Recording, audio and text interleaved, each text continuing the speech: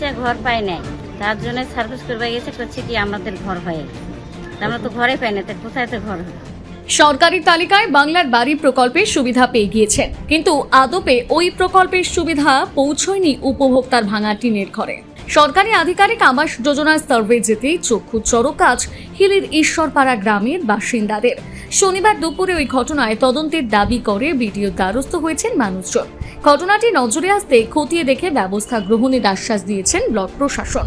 হিলি থানার ৩ নম্বর ধলপাড়া গ্রাম পঞ্চায়েতের ঈশ্বরপাড়া গ্রামে শুক্রবার দুপুরে বাড়ির জন্য সার্ভে করতে গিয়েছিল পঞ্চায়েতের আধিকারিকরা।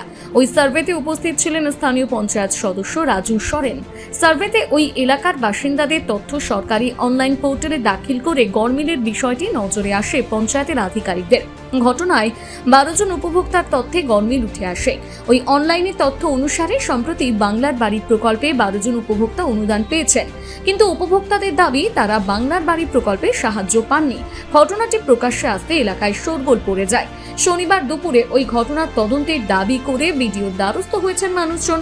ঘটনায় তদন্ত করে প্রাপ্য অর্থ বন্দোবস্ত করার জন্য অনুরোধ করেছে অভিযোগকারীরা। এই প্রসঙ্গে অভিযোগকারীরা বলেন, কি হয়েছে ঘর পাই নাই, তার জন্য সার্ভিস করবে গেছে, করছে কি আমাদের ঘর হয়ে গেছে। আমরা তো ঘরে পাই না, তো কোথায় তো ঘর হলো? আজকে কোথায় এসেছেন? বিডিও অফিসে আছি, কোথায় ঘর আছে আমরা পাইছি না পাইছি সেটা জানবো না? ঘর আমরা পাই না, আবার দেখাচ্ছে পাইছি, সেটা আমরা যাচাই করবো না? কবে জানলেন এরকম হয়েছে? কালকে সার্ভিস করবে গেছিল, কালকে জানাতে। কতজন এরকম আছে? 10-12 জনের বলে এরকম হয়েছে। আপনারা কি চাইছেন এখন? চাইছি আমাদের ঘর কে নিয়েছে তা দেখবো, কোথায় গেল আমাদের ঘর, আমরা ঘর পাই নাই। আমরা মাটির ঘরে আছি আর ঘর চলে গেছে অন্য জনার ইয়াকে। টাকা যে জব কার্ড দেখে বলছে কি আপনার তো ঘর আছে, কিন্তু আমার ঘর নেই, ঘর পাইনি। তারপরে এইটুকুই বললো যে কেন আমরা ঘর পাইনি, আমরা যে ওখানে লিখেছে বলে আমরা জব কার্ডে দেখাচ্ছে ঘর আছে, ইনকোয়ারি হোক আমাদের ঘর আছে কিনা।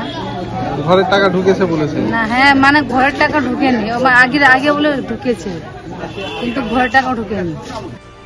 এই প্রসঙ্গে ঈশ্বরপাড়া পঞ্চায়েত সদস্য রাজু সরেন বলেন, আমাদের গ্রামে কালকে এক ম্যাডাম সার্ভে করতে গিয়েছিল, ওর সঙ্গে আমিও ছিলাম। আমি ঈশ্বরপাড়া গ্রামের মেম্বার। সেইখানে সব মাটির ঘর সার্ভে হচ্ছিল, সেইখানে অনেক দিন থেকে ওরা ঘর পায়নি। সে ওই ঘরগুলা ওর ইয়াতে মোবাইলে দেখাচ্ছে মানে ঘর পেয়ে গেছে। এই জন্য আমরা আজকে বিডিও অফিসে আসে একটু আবেদন করেছি বিডিও সাহেবের কাছে। বিষয়টা তদন্তের দাবি করেছেন? আপনারা কি চাইছেন এখন? এটা ওরা যেন ঘর পায়, এটাই চাই। হিলি থেকে বিশেষ প্রতিবেদন, নিউজ টুডে।